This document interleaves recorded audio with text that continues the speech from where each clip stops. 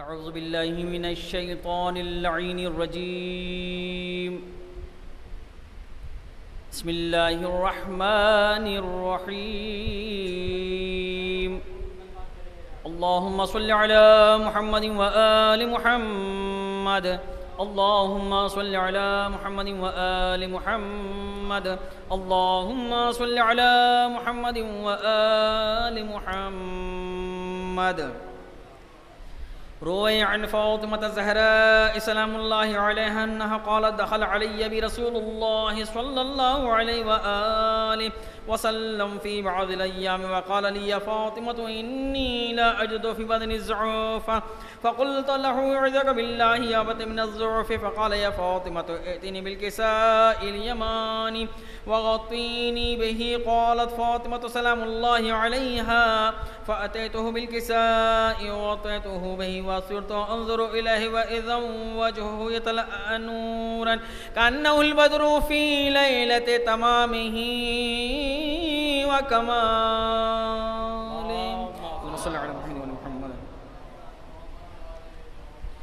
قالت فاطمة سلام الله عليها فما كانت إلا ساعة وإذا بولد الحسن قد أقبل وقال السلام عليك يا أمّا فقلت عليك السلام يا قرة عيني وثمرة فؤادي فقال لي يا أمّا إني أشم عندك رائحة طيبة كأنها رائحة جدي رسول الله صلى الله عليه وآله فقلت نعم إن جدك نائم تحت الكساء فأقبل الحسن نحو الكساء وقال السلام عليك يا جدا السلام عليك يا رسول الله أتأذن لي أن أدخل معك تحت هذا الكساء فقال له نعم قد أذنت لك فدخل الحسن عليه السلام معه تحت الكساء. اللهم صل على محمد وآل محمد.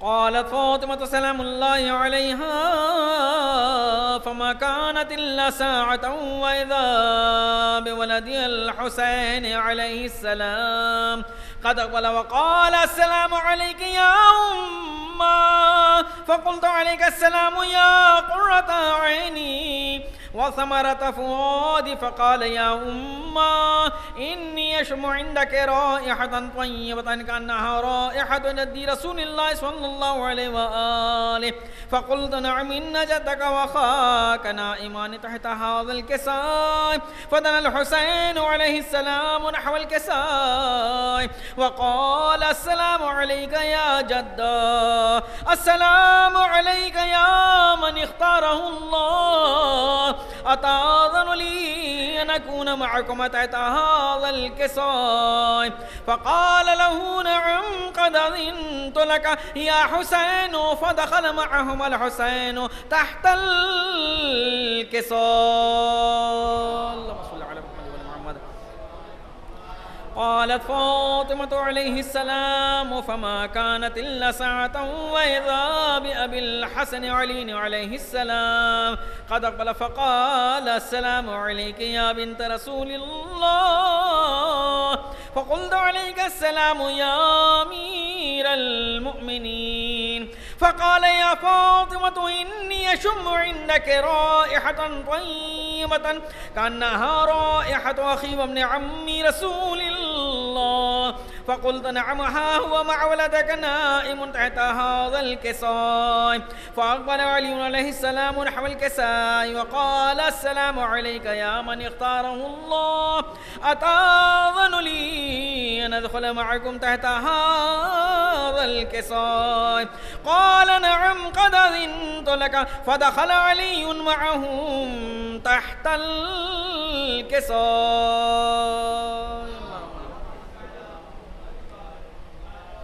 قالت فاطمة سلام الله عليها ثم أقبلت نحو الكساء وقلت السلام عليك يا أبتا السلام عليك يا رسول الله أتأذن لي أن أدخل معكم تحت هذا الكساء قال نعم قد أذنت لك فدخلت معهم تحت الكساء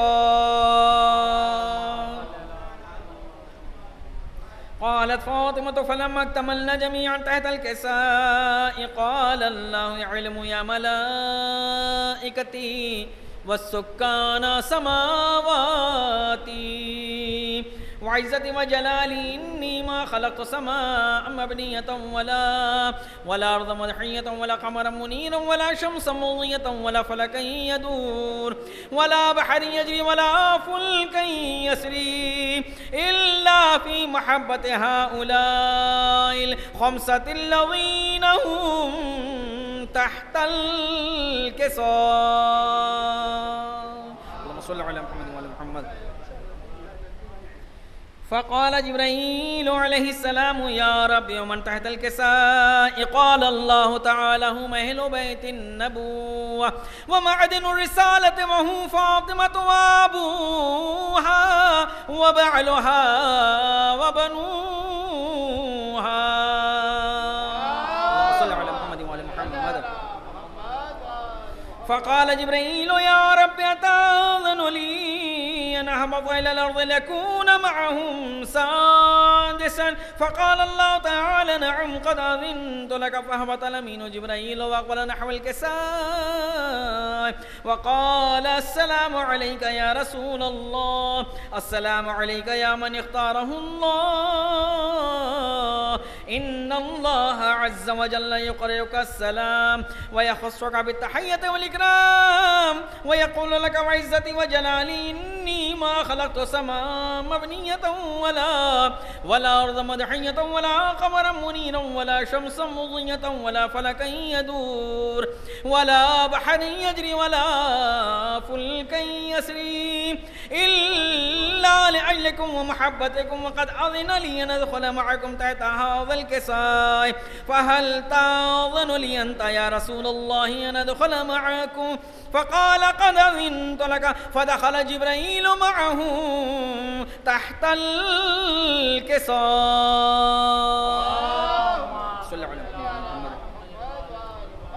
وقال لهم إن الله عز وجل قد أوحى إليكم يقول إنما يريد الله ليذهب عنكم الرجس أهل البيت ويطهركم تطهيرا.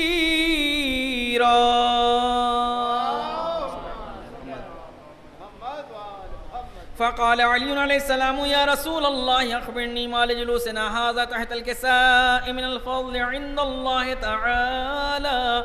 فقال النبي والذي بعثني بالحق نبيا واصطفاني بالرسالة نجيا ما ذكر خبرنا هذا في محفل من محافل أهل الأرض وفيه جمع من شيعتنا ومحبينا إلا ونزلت عليهم الرحمة وحفت بهم الملائكة واستغفرت لهم إلى أن يتفرقوا. اللهم صل على محمد.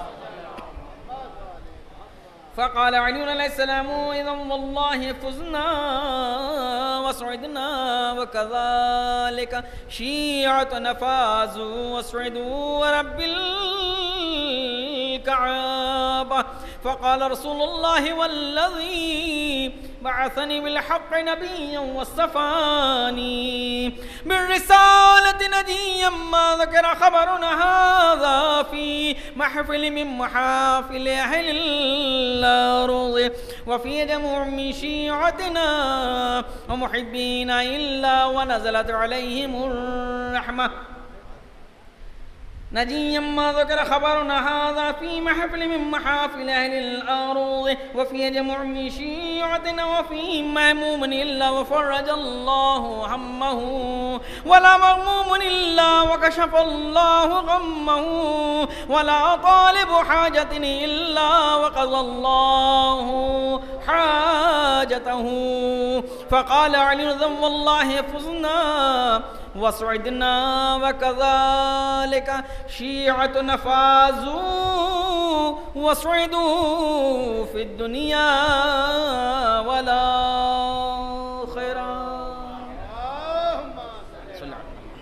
اللهم صل على محمد وآل محمد اللهم صل على محمد وآل محمد اللهم صل على محمد وآل محمد اللهم إني أسألك بحق محمد وأنت المحمود بحق علي وأنت الأعلى بحق فاطمة وأنت فاطر السماوات والأرض بحق الحسن وأنت المحسن بحق الحسين وأنت قديم الإحسان بحق الأئمة تسعة الطاهرين من ذرية الحسين عليهم السلام.